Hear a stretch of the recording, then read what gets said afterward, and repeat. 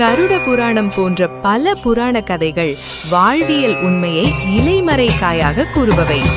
உதாரணத்திற்கு வைதரணி நதி பற்றிய காட்சிகள் விவரிக்கப்படும் போது இரத்தமும் சீழும் எலும்பும் மயிரும் ஓடும் ஒரு ஆறாக அவை விவரிக்கப்படும்.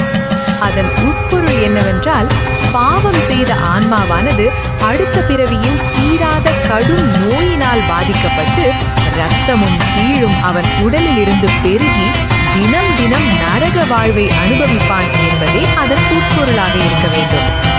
அதேபோல் மாற்றான் மனைவியை அபகரித்தவனுக்கு அந்த கூபம் என்ற தண்டனை வழங்கப்படும். அதாவது முட்கள் நிறைந்த மரம் அல்லது பாறைகளின் மீது அவர்கள் உடல் தேய்க்கப்படும்.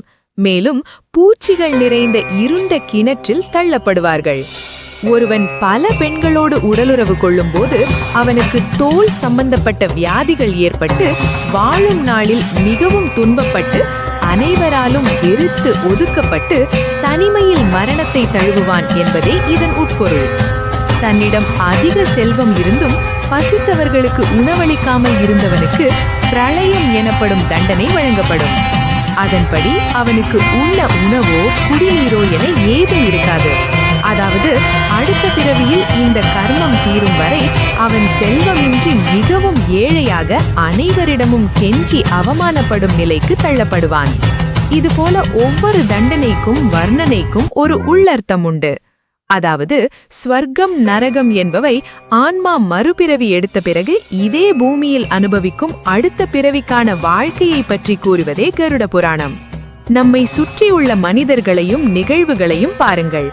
அவரவர் கர்ம வினைக்கேற்ப அவர்கள் வாழ்வு உள்ளது.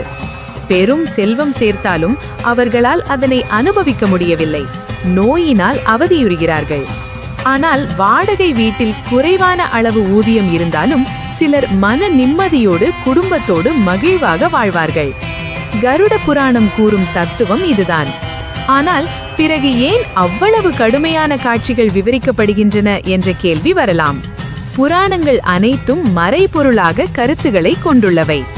நீங்கள் சாதாரணமாக ஒரு நல்ல கருத்தை உங்கள் குழந்தைகளிடம் கூறினால் அவர்கள் அதனை பெரிதாக மதிக்க மாட்டார்கள். ஆனால் அவர்களுக்கு பிடித்த கதை வடிவில் தத்துரூபமாக விவரித்தால் அவர்கள் அதனை விரும்புவார்கள். ஞான தேடல் இருந்தால் நாளடைவில் இது என்ன என்ற கேள்வி அவர்களுக்குள் வரும். தத்துவத்தின் கடுமையை கதைகளின் எளிமை குறைக்கும் என்று எழுத்து சித்தர் பாலகுமாரன் அவர்கள் கூறுவார்கள். அது சத்தியம். பகுத்தறிவு இல்லாமல் யாரும் ஆன்மீகவாதியாக மாறுவதில்லை. பகுத்தறிவினால் கிடைத்த வாழ்க்கையை பல ஆண்டுகள் வாழ்ந்து உள்ளுக்குள் பல கேள்விகள் கேட்டு கேட்டு அவை ஆன்ம திருப்தியை தராத பட்சத்தில்தான் உண்மையான சுகம் எது என்று தேடத் துவங்குகிறார்கள். அந்த தேடல்தான் ஆன்மீகம்.